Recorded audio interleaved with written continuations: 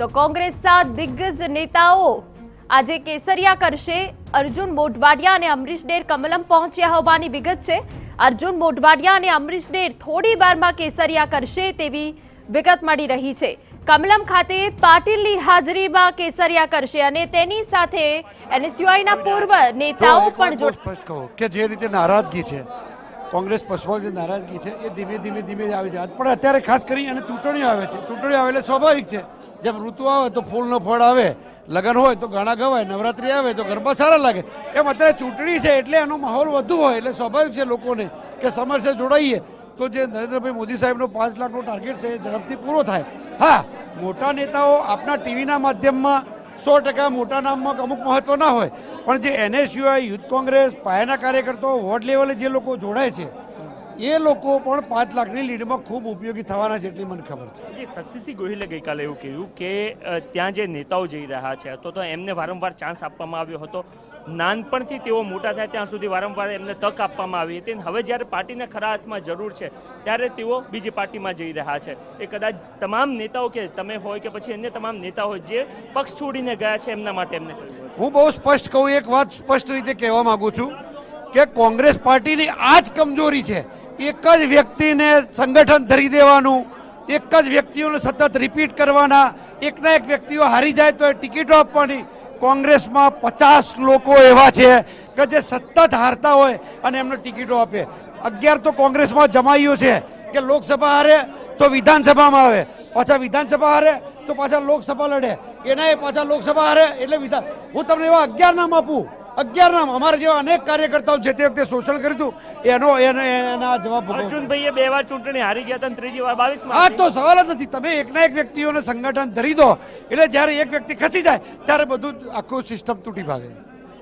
તો બીજા કોઈ નેતાઓ હજુ આવવાના છે? કારણ કે ચર્ચાઓ તમે રાહ જો આવવાના જ છે। જો નરેન્દ્રભાઈ મોદી સાહેબના 5 લાખનો જે ટાર્ગેટ છે એ વિકાસની સહભાગી થવા યજ્ઞમાં ખૂબ લોકો આવવાના છે, નાના કાર્યકર્તાથી લઈને મોટા નેતા સુધી। હા, તમારા ટીવીના પડદા ઉપર, અખબાર પર કદાચ નામ નાના લાગે પણ વાસ્તવિક ધરાતલ પર એક એક બૂથ ઉપર 1000 મત, 2000 ઉમેરે એવા અનેક લોકો ભારતીય જનતા પાર્ટીમાં જોડાયા છે। તો આ ચૂંટણીની સિઝન અને એમાં અત્યારે હાલ જરૂરથી મોટા નેતાઓની વાત થઈ હોય, પરંતુ જયરાજસિંહ કે જેઓ પહેલા કોંગ્રેસમાં હતા ત્યારબાદ ભારતીય જનતા પાર્ટીમાં જોડાયા અને તેઓ કહી રહ્યા છે કે નાના સ્તરના કાર્યકર્તાઓ પણ ખૂબ મોટા પ્રમાણમાં જોડાઈ રહ્યા છે। એ કાર્યકર્તાઓ જ તમામ તો એ દ્રશ્યો અમે તમને બતાવી રહ્યા છે કે જ્યાં અર્જુન મોઢવાડિયા અને અમરીશ ડેર હવે થોડી વારમાં કેસરિયા કરશે। કોંગ્રેસના આ 2 દિગ્ગજ નેતાઓ કે જેમને કોંગ્રેસે રામ રામ કહ્યા છે અને હવે થોડીક જ વારમાં બીજેપીમાં જોડાવા જઈ રહ્યા છે। રાજીનામાનો સિલસિલો યથાવત છે। લોકસભાની ચૂંટણી પહેલા બીજેપીમાં ફરી એક વખત વેલકમ પાર્ટી થઈ રહી છે અને આ સીધા દ્રશ્યો અમે તમને કમલમના બતાવી રહ્યા છે કે જ્યાં થોડીક જ વારમાં હવે 2 દિગ્ગજ નેતાઓ અર્જુન મોઢવાડિયા અને અમરીશ ડેર કમલમ પહોંચ્યા છે અને તેઓ કેસરિયા કરશે અને તેમની સાથે સાથે અન્ય કેટલાક પૂર્વ નેતાઓ એનએસયુઆઈના પણ કેસરિયા કરશે તેવી વિગતો મળી રહી છે।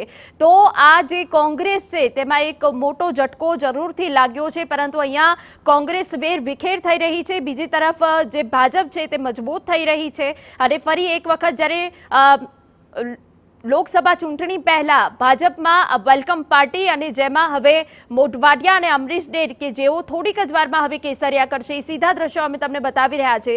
લોકસભાની ચૂંટણી આવી રહી છે, બંને પક્ષો એડી ચોટીનું જોર લગાવી રહ્યા છે, પણ બીજી તરફ કોંગ્રેસ સતત તૂટી રહી છે। કોંગ્રેસના જે દિગ્ગજ નેતાઓ છે તે બીજેપીમાં સામેલ થઈ રહ્યા છે અને એમાંના 2 દિગ્ગજ નેતા અર્જુન મોઢવાડિયા અને અમરીશ ડેર કે જેઓ હવે થોડીક જ વારમાં CR પાટીલની હાજરીમાં કેસરિયા કરશે અને તેમની સાથે અન્ય કેટલાક પૂર્વ નેતાઓ પણ બીજેપીમાં જોડાઈ શકે છે અને સાથે સાથે કોંગ્રેસ હજુ પણ તૂટી શકે છે તેવી શક્યતાઓ હાલ તો વર્તાઈ રહી છે। પરંતુ કોંગ્રેસમાંથી રાજીનામાનો સિલસિલો યથાવત છે।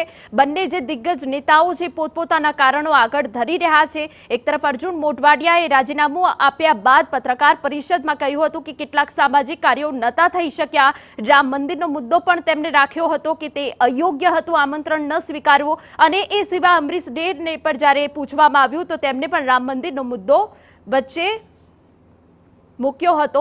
ત્યારે તો સંવાદદાતા કિંજલ મિશ્રા વધુ વિગત આપી રહ્યા છે।